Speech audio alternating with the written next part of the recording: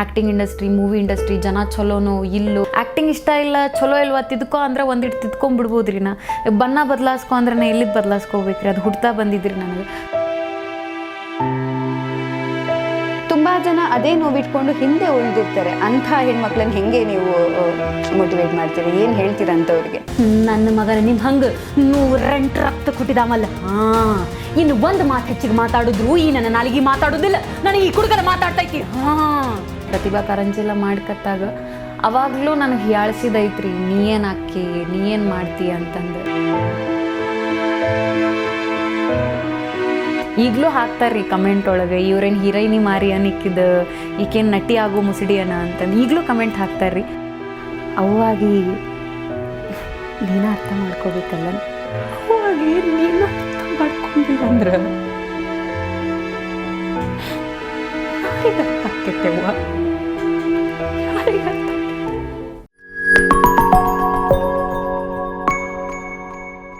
ಈ ಮಾಯೆ ಎಂಟರ್ಟೈನ್ಮೆಂಟ್ ಚಾನಲ್ಗೆ ಸ್ವಾಗತ. ನಾನು ಸಮೀಕ್ಷಾ ಶಿರ್ಲಾಲು. ನಾನಂತೂ ಎಲ್ಲರನ್ನ ಇಂಟರ್ವ್ಯೂ ಮಾಡಿ ಇವಾಗ ಇನ್ನೊಬ್ಬರು ನನ್ನ ಜೊತೆ ಇದ್ದಾರೆ. ಅವ್ರು ಯಾರು ಅಂದರೆ ಮಹಾನಟಿಯಲ್ಲಿ ಎಲ್ಲದಕ್ಕೂ ಸೈ ಎಲ್ಲ ಪಾತ್ರಕ್ಕೂ ಸೈ ಅಂತ ಅನ್ಸ್ಕೊಂಡಿರುವಂತಹ ವರ್ಷಾ ದಿಗ್ರಜೆ. ಕಾರ್ಯಕ್ರಮಕ್ಕೆ ಸ್ವಾಗತ. ನಮಸ್ಕಾರ ರೀ. ಹೇಗಿದ್ದೀರಿ? ಆರಾಮದೀನ್ರಿ, ನೀವು ಹೆಂಗದಿರ್ರಿ? ನಾನು ಭಾಳ ಚಲೋ ಇದ್ದೀನಿ. ಕರೆಕ್ಟ್ ಐತ್ರಿ. ನಿಮ್ಮ ಭಾಷೆ ಸೊಗಡು ಬಹಳಷ್ಟು ಚಂದ. ಹೌದ್ರಿ. ಬಟ್ ಹೇಗೆ ಈ ಭಾಷೆ ಮತ್ತೆ ಮಹಾನಟಿ ಕನೆಕ್ಟ್ ಆಗಿದ್ದು? ಈಗ ಅದೇ ಭಾಷೆ ಬರ್ತಿರ್ಲಿಲ್ಲ ಅಲ್ವಾ ನಿಮಗೆ? ಮಹಾನಟಿಗೆ ಬಂದಾಗ ಬೇರೆ ಭಾಷೆಯಲ್ಲೂ ಮಾತಾಡಬೇಕಿತ್ತು, ನಿಮ್ಮ ಈ ಪ್ರಾಪರ್ ಭಾಷೆ ಮಾತಾಡೋ ಹಾಗಿರ್ಲಿಲ್ಲ. ಸೊ ಭಾಷೆ ಏನಾದರೂ ನಿಮ್ಗೆ ಸಮಸ್ಯೆ ಆಯ್ತಾ? ಅಷ್ಟೇನು ಆಗ್ಲಿಲ್ರಿ, ಯಾಕಂದ್ರೆ ನಂದು ಉತ್ತರ ಕರ್ನಾಟಕ ಸ್ಲ್ಯಾಂಗ್ ಆದರೂ ಕೂಡ ನಾನು ಮೈಸೂರೊಳಗೆ ರೀ ಇಂಜಿನಿಯರಿಂಗ್ ಮಾಡಿದ್ದೆ. ಸೊ 4 ವರ್ಷ ಮೈಸೂರೊಳಗೆ ಇದ್ದೀನಿ ರೀ. ಆ್ಯಂಡ್ ನಾ ಪಾರ್ಟ್ ಟೈಮ್ ಜಾಬ್ ಮಾರ್ಕೆಟಿಂಗ್ ಮಾಡಿರೋದ್ರಿಂದ ಪುಸ್ತಕಿ ಭಾಷೆ ಒಳಗೆ ನಾನು ಮಾತಾಡೋದಾಗಿರಲಿ ಅದೆಲ್ಲ ನಂಗೆ ಭಾಳ ರೂಢಿ ಇತ್ತು.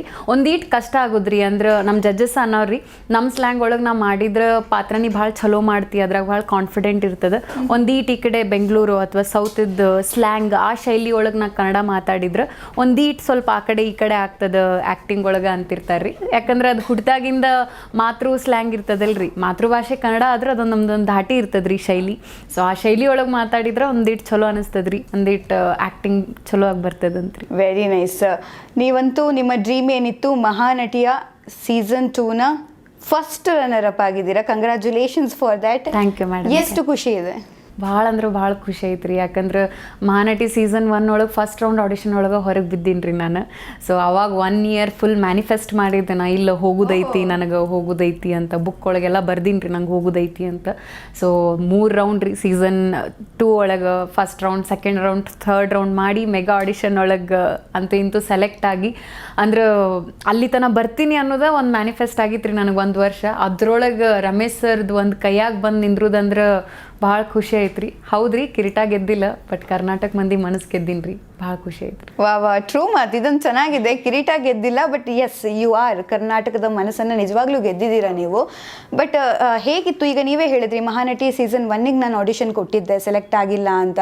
ಬಟ್ ಜೊತೆಗೆ ಅದೇ ಕಾನ್ಫಿಡೆಂಟನ್ನು ಸೀಸನ್ 2ಗೂ ಕೂಡ ತೋರಿಸಿ ಆಡಿಷನಿಗೆ ಬಂದಿದ್ರಿ. ಫಸ್ಟ್ ಪ್ರಿಪರೇಷನ್ ಏನಿತ್ತು, ಸೆಕೆಂಡ್ಗೆ ಏನು ಚೇಂಜಸ್ ಮಾಡಿದ್ರಿ? ಇಫ್ ಸಮ್ವನ್ ಯಾರಾದರೂ ತುಂಬ ಇಂಟ್ರೆಸ್ಟೆಡ್ ಇದೆ ಅವ್ರಿಗೆ ಹೇಳೋದಂದ್ರೆ. ಅಯ್ಯೋ, ಆ್ಯಕ್ಚುಲಿ ಅಷ್ಟು ಅಂತೇನಿಲ್ಲ ರೀ. ಯಾಕಂದ್ರೆ ನಾ ಎಲ್ಲೂ ಬ್ಯಾಕ್ಗ್ರೌಂಡ್ ಒಳಗೆ ಕಲ್ತಿಲ್ಲ ರೀ. ನಾ ಯಾವುದೂ ಥಿಯೇಟ್ರಿಂಗ್ ಹೋಗಿಲ್ಲ, ಆ್ಯಕ್ಟಿಂಗ್ ಸ್ಕೂಲಿಗೆ ಹೋಗಿಲ್ಲ ರೀ. ನನ್ನ ಜರ್ನಿ ಸ್ಟಾರ್ಟ್ ಆಗಿದ್ದ ಛದ್ಮವೇಷ, ಏಕಪಾತ್ರ ಅಭಿನಯ ಅಂತ ಪ್ರತಿಭಾ ಕಾರಂಜಿಗೆ ಮಾಡ್ಕೊತ ಬಂದೇಕ್ರಿ ನಾ ಹೆಣ್ಮಗಳು. ಸೊ ಅಲ್ಲಿ ಇಲ್ಲಿ ಕಲ್ತ್ಕೊಂತ ಆ್ಯಂಡ್ ಟಿ ವಿ ಒಳಗೆ, ಯೂಟ್ಯೂಬ್ ಒಳಗೆ ಈ ಪಾತ್ರ ಮಾಡಿದರೆ ಹೆಂಗಿರ್ತದ ಅಂತಂದು ನಾ ಒಂದು ಸಜೆಷನ್ ಏನಂತಂದ್ರೆ, ಮುಂದೆ ಯಾರೇ ಮಹಾನಟಿಗೆ ಅಥವಾ ಎಲ್ಲರೂ ಆಡಿಷನ್ ಕೊಡ್ತಿದ್ರೆ, ಆ್ಯಕ್ಟಿಂಗ್ ಅಂದ ತಕ್ಷಣ ನೀವೆಲ್ಲರೂ ಅಥವಾ ನಾವೆಲ್ಲರೂ ಏನು ಮಾಡಕ್ಕೆ ಹೋಗ್ತೀವಿ, ದೊಡ್ಡ ದೊಡ್ಡ ಪಾತ್ರಗಳ್ದು ರೀಮೇಕ್ ಮಾಡಕ್ಕೆ ಹೋಗ್ತೀವಿ. ಈಗ ಸಪೋಸ್ ನಮ್ಮ ಉತ್ತರ ಕರ್ನಾಟಕ ಮಂದಿ ಹೆಣ್ಮಕ್ಳು ಏನರ ಮಾಡಂದ್ರೆ ಕಿತ್ತೂರಾಣಿ ಚೆನ್ನವ್ವ, ಒನಕೆ ಓಬವ್ವ ಹಂಗೆ ಮಾಡಕ್ಕೆ ಹೋಗ್ತೀರಿ. ಹಂಗಲ್ರಿ, ಅವ್ರು ಆಲ್ರೆಡಿ ಒಂದು ಲೆವೆಲ್ ಸೆಟ್ ಮಾಡಿಟ್ಟಾರೆ. ಈಗ ಕಲ್ಪನಾಮ್ಮ ಅವ್ರಾಗಿರಲಿ ಅಥವಾ ಯಾವುದೋ ಒಂದು ದೊಡ್ಡ ದೊಡ್ಡ ಪಾತ್ರಗಳು ಅವ್ರದ್ದು ರೀಚ್ ಮಾಡೋಕೆ ಆಗೋದಿಲ್ಲ ರೀ ನಮ್ಗೆ, ಅವ್ರದ್ದು ಹೊಳ್ಳಿ ಮಾಡೋಕ್ಕಾಗಲ್ಲ. ಸೊ ಈಗಿನ ಜನಸಾಮಾನ್ಯ ಒಳಗೆ ಏನೇನು ಸೀನ್ಸ್ ಇರ್ತಾವ, ಕತೆಗಳಿರ್ತಾವ, ಅದಕ್ಕೆ ಆ್ಯಕ್ಟಿಂಗ್ ಮಾಡಿರಿ. ಅವಾಗ ನೋಡಿದವ್ರಿಗೆ ಓ ಇದು ನ್ಯಾಚುರಲ್ ಆಗಿ ಈಗಿನ ಸನ್ನಿವೇಶ ಅನ್ನಿಸ್ತದಲ್ಲ ಅಂತ. ಯಾಕಂದರೆ ಸೀಸನ್ 1 ಒಳಗೆ ನಾನು ಇದ ಮಾಡಿದ್ದೀನಿ ರೀ, ಏನು ಆಲ್ರೆಡಿ ಗೊತ್ತಿರುವಂಥ ದೊಡ್ಡ ದೊಡ್ಡ ಸೀನ್ಗಳದ್ದು ಓಕೆ ಇದನ್ನ ಆ್ಯಕ್ಟ್ ಮಾಡೋದ್ರಿ. ಈಗಂದ್ರೆ ಈಗ ಹುಡುಗರು ಆದರೂ ಆ್ಯಕ್ಟ್ ಮಾಡೋದಂದ್ರೆ ಓಕೆ ಧ್ರುವ ಸರ್ಜಾ ಅವ್ರದ್ದೊಂದು ಡೈಲಾಗ್ ಹೇಳೋನು ರೀ, ಡಿ ಬಾಸ್ ಅವ್ರ ಡೈಲಾಗ್ ಹೇಳೋನು, ಹಂಗೆ ಹೋಗ್ತೀವ್ರಿ. ಆ್ಯಂಡ್ ನಾವು ಹೆಣ್ಮಕ್ಳು ಹಂಗೆ ಹೋಗ್ತೀವ್ರಿ. ಏನು ರೀ ಕಲ್ಪನಾ ಮೇಡಮ್ ಅವ್ರದ್ದು ಅಥವಾ ಅವಾಗಿಂದ ಅಂದ್ರೆ ದೊಡ್ಡ ದೊಡ್ಡ ಮಹಾನಟಿ ಅವ್ರು ಮಾಡಿದಂಥ ಆ್ಯಕ್ಟ್ ನಾವು ಮಾಡಕ್ಕೆ ಹೋಗ್ತೀವ್ರಿ. ಅದಕ್ಕಿಂತ ಹೌದ್ರಿ, ಅವ್ರದ್ದು ಆ್ಯಕ್ಟ್ ಮಾಡಕ್ಕೆ ನಮ್ಗೆ ಆಗೋದಿಲ್ಲ ರೀ. ಬಟ್ ಈಗಿನ ರಿಯಲ್ ಸನ್ನಿವೇಶಗಳು ಏನದಾವ ಅದ್ರೊಳಗಿನ ಪಾತ್ರಗಳು ನಾನು ಮಾಡಿದ್ದು ಅದೇ ರೀ. ಮೆಗಾ ಆಡಿಷನ್ಗೆ ನಾ ಮಾಡಿದ್ದು ನಂದ ಓನ್ ಸ್ಕ್ರಿಪ್ಟ್ ಬರೆದಂತಹ ಕತೆ ರೀ ಅದ. ನಮ್ಮ ಉತ್ತರ ಕರ್ನಾಟಕ ಅತ್ತಿ ಸೊಸೆದ. ಸೊ ಎಲ್ಲೋ ನಾ ಅಲ್ಲೇ ಗೆದ್ದೀನಿ ರೀ. ಯಾಕಂದ್ರೆ ಈಗಿನ ನಿಜವಾದ ರಿಯಲ್ ನಡೆಯುವಂಥ ಇನ್ಸಿಡೆಂಟ್ಗಳು ತೊಗೊಂಡ್ರೆ ಮನ್ಸಿಗೆ ಭಾಳ ಹತ್ರ ಅನ್ನಿಸ್ತದ್ರಿ ನಾವು ಆ್ಯಕ್ಟ್ ಮಾಡಿದ್ದು.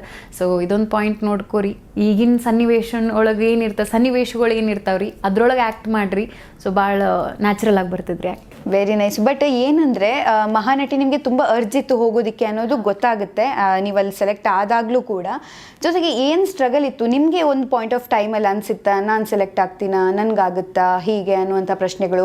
ಜೊತೆಗೆ ನಿಮ್ಮನ್ನು ನೀವು ಬೂಸ್ಟ್ ಮಾಡ್ಕೊಂಡಿರುವಂಥ ರೀತಿ ಹೇಗೆ? ಯಾಕಂದರೆ ಯಾರೇ ಬೂಸ್ಟ್ ಮಾಡೋದಕ್ಕೆ ಈಗ ನಿಮ್ಗೆ ಅನಿಸಿರ್ಬೋದು ನಾನು ಏನು ಪ್ರಶ್ನೆ ಕೇಳಕ್ಕೆ ಬರ್ತಿದ್ದೀನಿ ಅಂತ. ತುಂಬ ಜನ ನಮ್ಮನ್ನು ಲೋ ಫೀಲ್ ಮಾಡೋದಕ್ಕೆ ವೆಯ್ಟ್ ಮಾಡ್ತಿರ್ತಾರೆ. ಸೊ ಹೇಗೆ ಆ ಬೂಸ್ಟ್ ಸಿಕ್ತು? ನೀವು ನಾನು ಮಾಡೇ ಮಾಡ್ತೀನಿ ಅನ್ನೋದನ್ನು ಅಚೀವ್ ಮಾಡಿ ಈವನ್ ನೀವು ಆ ಸ್ಟೇಜಲ್ಲಿ ಇದ್ದಾಗಲೂ ಕೂಡ ತುಂಬ ಡಿಮೋಟಿವೇಟ್ ಆಗಿರಬಹುದು ನಿಮಗೆ. ಬಟ್ ಅದನ್ನೆಲ್ಲ ಹೇಗೆ ನೀವು ಪುಷ್ ಮಾಡಿ ಮುಂದೆ ಹೋದ್ರಿ? ಒಂಥರ ಹೆವಿ ಫೀಲ್ ಆಗುವಂಥ ಕ್ವಶನ್ ರೀ ನನಗಿದೆ. ಅಂದ್ರೆ ಮಹಾನಟಿಗೆ ಬರೋಕ್ಕಿಂತ ಚಿಕ್ಕ ವಯಸ್ಸಿಂದನೂ ಏನೋ ಮಾಡಬೇಕು ಅಥವಾ ಅವಾಗಲೂ ನಾನು ಈಗಲೇ ಹೇಳ್ದಂಗೆ ಪ್ರತಿಭಾ ಕಾರಂಜಿಲ್ಲ ಮಾಡ್ಕತ್ತಾಗ ಅವಾಗಲೂ ನನಗೆ ಹೀಯಾಳಿಸಿದೈತ್ರಿ ನೀ ಏನು ಹಾಕಿ ನೀ ಏನು ಮಾಡ್ತೀಯ ಅಂತಂದು. ಯಾಕಂದ್ರೆ ಬಣ್ಣದ ಬಗ್ಗೆನೋ ಅಂದದ ಬಗ್ಗೆನೋ ಚಂದದ ಬಗ್ಗೆನೋ ಮಂದಿ ಅನ್ಬೋದ್ರಿ ನೀವೇನು ಆ ಬಣ್ಣದ ಬಗ್ಗೆ ಮಾತಾಡ್ತೀವಿ. ಯಾಕಂದ್ರೆ 10-15 ವರ್ಷ ಆ ಬಣ್ಣದ ಬಗ್ಗೆ ನಾನು ಕೀಳರ್ಮೆಯಾಗಿ ಜನ ಬೈಸ್ಕೊಂಡಕ್ಕೆ ನಾರಿ. ಈಗಲೂ ಹಾಕ್ತಾರೆ ರೀ ಕಮೆಂಟ್ ಒಳಗೆ ಇವ್ರೇನು ಹೀರೋಯಿನಿ ಮಾರಿ ಅನಿಕ್ಕಿದ ಈಕೇನು ನಟಿ ಆಗೋ ಮುಸುಡಿಯನ ಅಂತಂದು ಈಗಲೂ ಕಮೆಂಟ್ ಹಾಕ್ತಾರೆ ರೀ.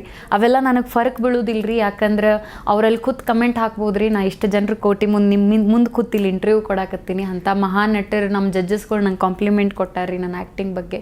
ಹೌದ್ರಿ, ಪ್ರತಿಯೊಂದು ಟೈಮ್ ಕಪ್ಪು ಬಣ್ಣ ಇರೋ ಹೆಣ್ಮಗಳಾಗಿರಲಿ ಅಥವಾ ಅಂದ ಚಂದನೋ ಅಥವಾ ಏನೋ ಈ ಸಿಟಿ ಪ್ರಪಂಚ ಗೊತ್ತಿರಲೋ ಹೆಣ್ಮಕ್ಳು ಇಲ್ಲಿ ಬಂದು ಮಾಡ್ಬೇಕಂತಂದ್ರೆ ಒಂದು ಹಿಂಜರಿಕೆ ಅನ್ನೋದು ಇರ್ತದ್ರಿ. ಈ ಪ್ರಪಂಚ ಹೆಂಗೋ ಇಂಡಸ್ಟ್ರಿ ಹೆಂಗಿರ್ತದೋ ಅಯ್ಯೋಯ್ಯೋ ಆ್ಯಕ್ಟಿಂಗ್ ಇಂಡಸ್ಟ್ರಿ ಮೂವಿ ಇಂಡಸ್ಟ್ರಿ ಜನ ಚಲೋನೋ ಇಲ್ಲೋ ಏನೋ ಅಂತ. ಸೊ ಅಷ್ಟು ಹಿಂಜರಿಕೆ ನನ್ನೊಳಗೂ ಇತ್ತು. ನಾ ಪ್ರತಿ ಟೈಮ್ ಯಾವಾಗಾರೆ ಲುಕ್ ಟೆಸ್ಟ್ ಆಡಿಷನ್ ಕರೆದ್ರೆ ನಾನು ಯಾವತ್ತೂ ಇದ್ರ ಬಗ್ಗೆ ಯೋಚನೆ ಮಾಡಿದ್ದಲ್ರಿ. ನಾನು ಆ್ಯಕ್ಟಿಂಗ್ ಇಷ್ಟ ಆಕೈತಿಲ್ಲೋ ಇವ್ರಿಗೆ, ಪಾತ್ರ ಇಷ್ಟ ಆಕೈತಿ ಇದು ಬರ್ತಿದ್ದಿಲ್ರಿ. ಅಯ್ಯ ನಾ ಕ್ಯಾರೆಕ್ಟ್ರಿಗೆ ಸೂಟ್ ಹಾಕಿನೇನ ಇನ್ನೊಂದಿಟ್ಟು ಮೇಕಪ್ ಮಾಡ್ಕೊಂಡು ಹೋಗ್ಬೇಕಿತ್ತನ, ಅಂದ ಚಂದ ಕರೆಕ್ಟ್ ಆಕೈತನ, ಬಾಡಿ ಸೂಟ್ ಆಕೈತಿ ಅಂದ್ರೆ ಇಂಥದ್ದು. ಯಾಕಂದ್ರೆ ಇದು ನಾನು ಬದಲಾಗೋದಲ್ಲಲ್ರಿ, ಇದನ್ನ ಬದಲಾಯಿಸಕ್ಕೆ ಬರಲ್ರಿ.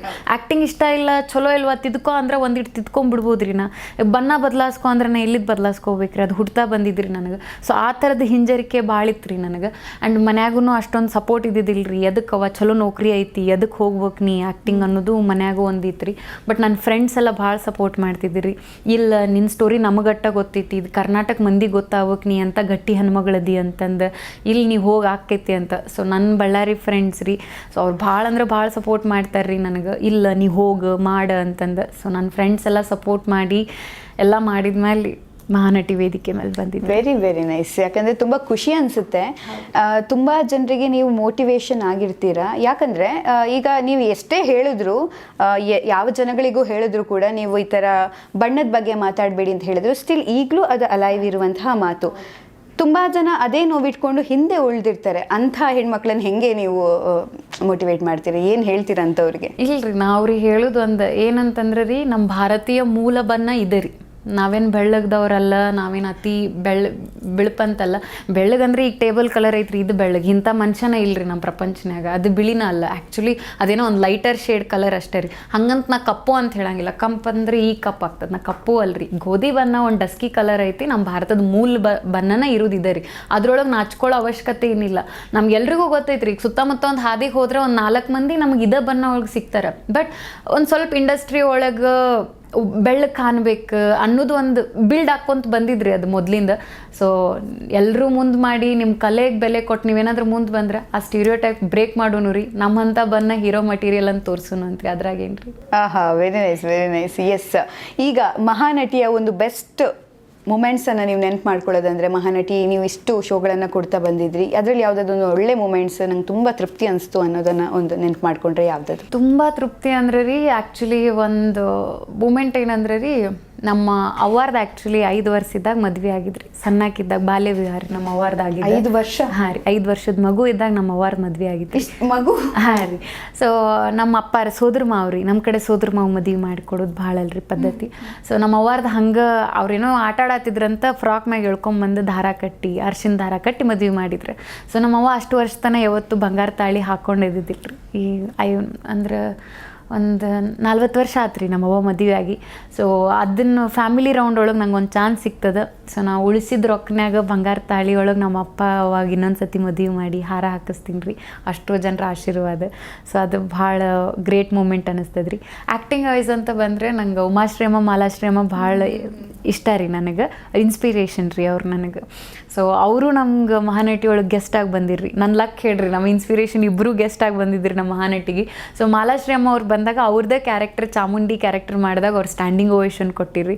ಅಯ್ಯೋ ಅಂಥ ನಮ್ಮ ಇನ್ಸ್ಪಿರೇಷನ್ ಅವ್ರ ಕ್ಯಾರೆಕ್ಟರ್ ಅವ್ರ ಮುಂದೆ ಮಾಡಿದಾಗ ಅವ್ರು ಎದ್ದು ನಿಂತು ಅಪ್ರಿಷಿಯೇಟ್ ಮಾಡಿದ್ದು ನನಗೆ ಭಾಳ ಖುಷಿ ಆಯ್ತು. Very nice, very nice. ಯಾಕಂದರೆ 100% ಪ್ರಿಪ್ರೇಷನ್ ಇರುತ್ತೆ. ಯಾರಾದರೂ ಗೆಸ್ಟ್ಗಳಿದ್ದಾಗ ಆ ಕಾನ್ಫಿಡೆಂಟ್ ಹೇಗೆ ತಗೊಂಡು ಹೋಗೋದು ಅನ್ನೋದು ಇರುತ್ತಲ್ವ. ಆ ಸ್ಟೇಜ್ ಫಿಯರನ್ನು ಹೆಂಗೆ ಮ್ಯಾನೇಜ್ ಮಾಡ್ತಿದ್ರಿ? ಅಯ್ಯೋ ನನಗೆ ಆ್ಯಕ್ಚುಲಿ ಹೇಳ್ಬೇಕಂದ್ರೆ ಒಂದು ಕಾನ್ಫಿಡೆಂಟ್ ಅನ್ನೋದಕ್ಕಿಂತ ಬಂಡ ಧೈರ್ಯ ಭಾಳ ರೀ ನನಗೆ ಸಣ್ಣಾಗಿರ್ತಾಗಿಂದ.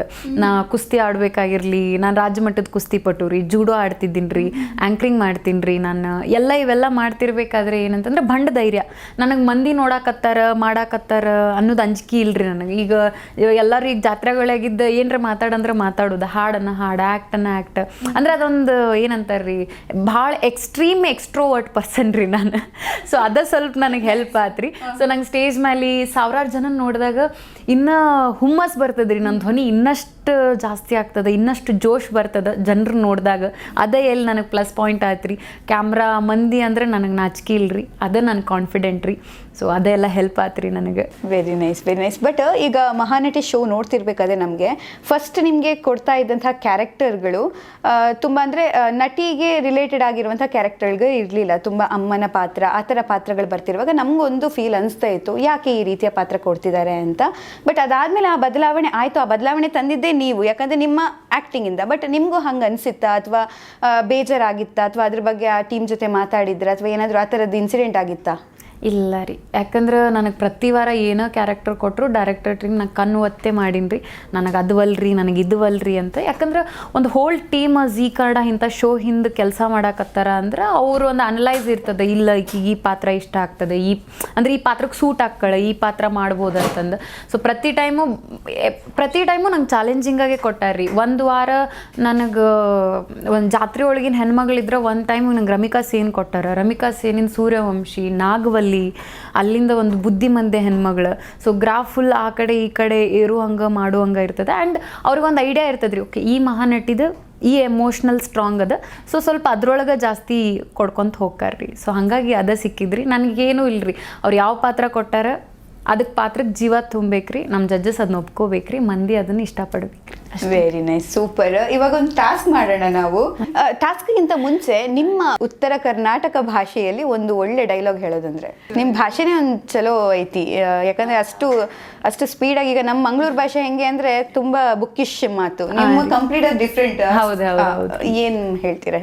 ಇದೇ ನಮ್ಮ ಮೊನ್ನೆ ಆ್ಯಕ್ಚುಲಿ ಸೆಮಿಫಿನಾಲೆ ಸ್ಟೇಜ್ ಒಳಗೆ ಹೇಳಿನ್ರಿ ನಾ. ಇದು ಕಿತ್ತೂರಾಣಿ ಅಂತೀನಿ ರೀ, ಸಂಗೊಳ್ಳಿ ರಾಯಣ್ಣ ತಾಯಿ ರೀ, ಕೆಂಚವ್ವ ಕ್ಯಾರೆಕ್ಟರ್ ರೀ, ಅವ್ರದ್ದು ಒಂದು ಡೈಲಾಗ್ ಹೇಳ್ತೀನಿ ರೀ. ಅಯ್ಯ ನಿನ್ನ ಮಾರಿ ಮಣ್ಣಾಗಡಗಲಿ, ಮಾರಿ ಮ್ಯಾಗನ ಮೀಸಿ ಬೋಳ್ಸ್ಕೊಂಡು ಸೀರೆ ಉಟ್ಕೊಂಡು ಓರಾಡೋ ಮಾತಿದೆ. ನಿನ್ನ ಈ ಬೆದರಿಕೆ ಮಾತಿಗೆ ನಾ ಹೆದರ್ಕೊಂಡು ನನ್ನ ಮಗ ರಾಯನ ಸಂಗನಂಗೆ ಮಾಡಿ ಮೂಲ್ಯಾಕ ಕುಂದ್ರ ಸಾಕು.